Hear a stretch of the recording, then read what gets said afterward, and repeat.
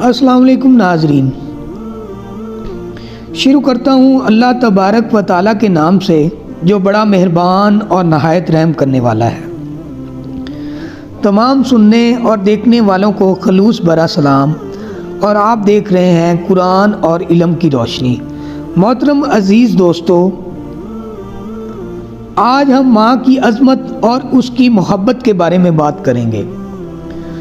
سعودی عرب کی ایک عدالت میں ایک مقدمے کا فیصلہ سنایا گیا اور قاضی خود رونے لگا اور ساتھ میں جتنے لوگ موجود تھے سب کی آنکھیں بھیگ گئی۔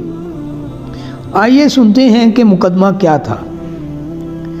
یہ واقعہ ایک شخص کا ہے کہ جو ایک گاؤں میں رہتا تھا۔ اس کی 90 سال کی بوڑھی ماں تھی جو اس کے لیے اس کی کائنات تھی۔ یہ شخص بھی بوڑھا ہو چکا تھا اور غربت میں دن بسر ہو رہے تھے۔ یہ اپنی ماں کی دن رات دیکھ بھال کرتا اور ماں کو بھی اس بیٹے سے بہت زیادہ محبت تھی اور وہ صبح شام اس کے لیے دعائیں کرتے نہ تھکتی۔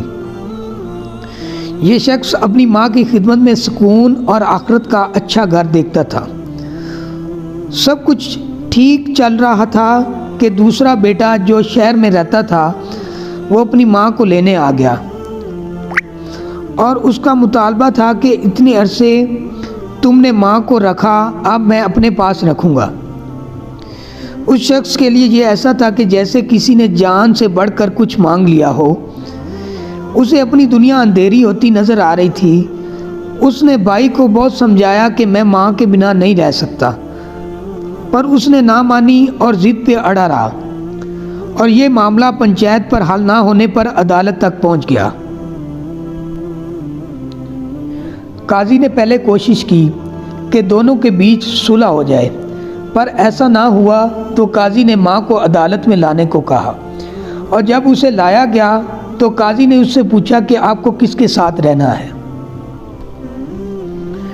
وہ بوڑھی ماں اپنے دامن سے آنکھوں کو خشک کر کے کہنے لگی کہ میرے لیے یہ فیصلہ کرنا دشوار ہے۔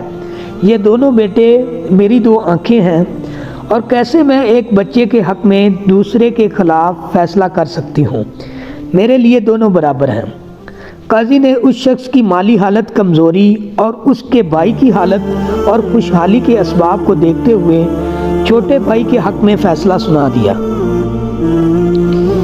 قاضی کے فیصلہ سناتے ہی وہ شخص دردناک چیخوں کے ساتھ رونے لگا اور عدالت اس کی آواز سے گونج اٹھی۔ اس کے بلک بلک کے رونے سے قاضی صاحب اور کمرے میں موجود لوگ بھی آنسوؤں کو روک نہ سکے۔ قاضی صاحب روتے ہوئے کرسی سے اٹھ گئے اور کمرے کے لوگ اس شخص سے گلے لگا کر روئے۔ جب اس شخص نے اپنی ماں کے قدموں کو بوسہ دیتے ہوئے رخصت ہونے کی اجازت چاہی تو چھوٹے بھائی کی بھی چینخیں نکل گئیں۔ یہ واقعہ سن کر غور کریں کہ جن بوڑھی ماؤں کو اولڈ ہاؤس وغیرہ میں چھوڑ دیا جاتا ہے یا انہیں الگ کر دیا جاتا ہے، انہیں یہ سن کر کیا گزرے گی؟ اپنی ماں کو فراموش کر کے بیوی کے ہر جائز ناجائز حکم کی فرما برداری کرنے والے اسے سنیں اور غور کریں کہ اللہ کی عطا کردہ کتنی بڑی نعمت کو وہ فراموش کر رہے ہیں۔ خوش نصیب ہے وہ شخص جس کی ماں اور باپ زندہ ہیں اور اسے خبر ہے کہ یہ کتنی بڑی نعمت میرے پاس موجود ہے۔ اور مزید اچھی ویڈیو کو دیکھنے کے لیے ہمارے چینل قرآن اور علم کی روشنی کو سبسکرائب کریں، لائک کریں۔ خدا حافظ۔